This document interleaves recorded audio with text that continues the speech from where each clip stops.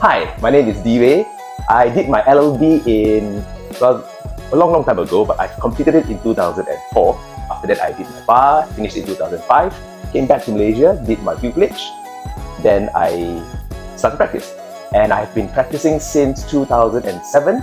So that puts me, I guess I'm in my 18th year of practice already. What do? I do primarily and predominantly litigation, which includes all forms of civil litigation, essentially anything that goes to court, trying to help clients, trying to resolve issues and disputes. It was like a very, I wouldn't say difficult, but I wouldn't say simple as well. I did my pupillage in screen. I practiced 2 years in screen. After that, then I moved to Lee Shamulin and then at Glad Hill from 2009 until 2014. After which then I came out, partnership with a few people, and since 2020, I've had this firm of my own with a few associates under me and pupils and staff as well. So how has UWE shaped me? I would say that when I was in UWE, and this was in Bristol, I did a lot of odd jobs. And what I mean by odd jobs, I worked as a bartender, I worked as a waiter, I worked in the call center, I also worked in the factory. Of course, some of you will be thinking, hey, how is that relevant to law?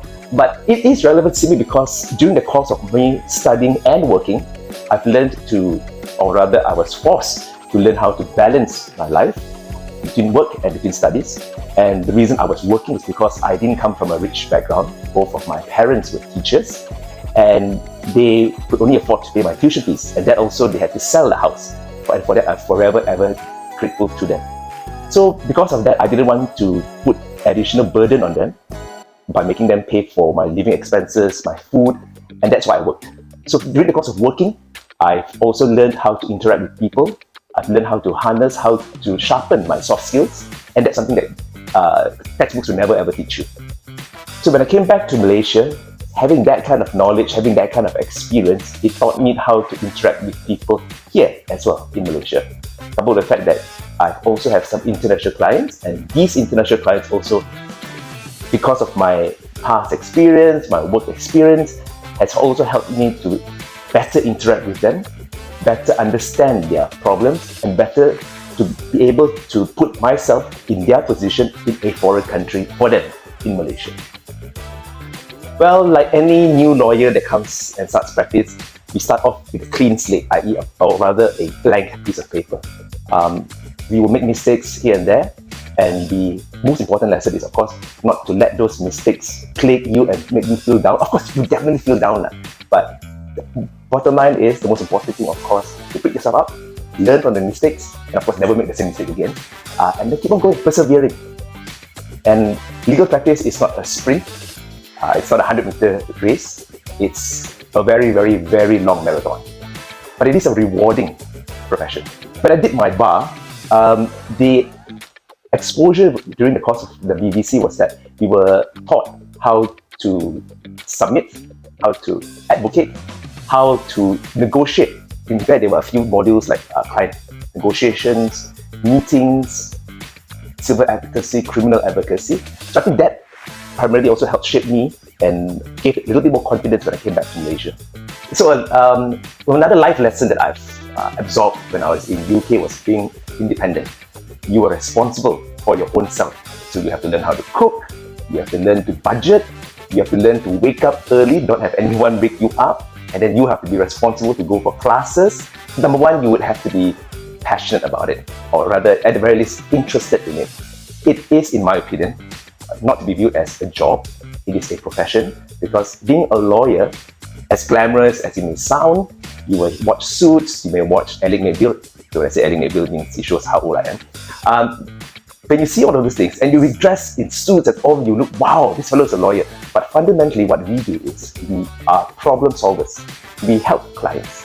And if that is entrenched within us, and I think that is good enough for you to go very, very far and do very well as being a lawyer. And of course, most importantly, integrity. I've always advised my colleagues, my friends, then juniors who are lawyers. Whilst I just mentioned just now that practice law is a passion and all, but at the same time, if you are 100% just constantly in practice and just constantly thinking about law, you will reach a burnout stage. So I completely agree, you must have a balance. I personally, I would do reading, I do writing, I play the guitar, I have a pet dog, I spend time with my significant other, and those are the things that balances it up. I would also like to give an analogy like it is a scale, right? So it cannot be constantly the same. Sometimes your work takes a bit more weight, sometimes your personal life, but it should be on aggregate. Ultimately, it would balance out. I would always tell any student who asks, oh, should I take up law or should I continue to study law? My advice is a standard answer. Number one, you always must have at least the interest in law. Of course, I would also tell students that learning and studying the law is not easy. I won't sugarcoat it. I won't say that you pick up a few textbooks, you read, that's it, you can be a lawyer. It's an ongoing learning journey. Even until now, I won't even say that I know or I'm a specialist in something, because I have to constantly read, and the law is something that is beautiful because it is constantly evolving. So keep yourself, at least to the students, right? Keep yourself abreast with all developments of the law, be it Malaysia, or if you're practicing Malaysia, you should at least know about what's happening in Malaysia, but you should also know what's happening around the world.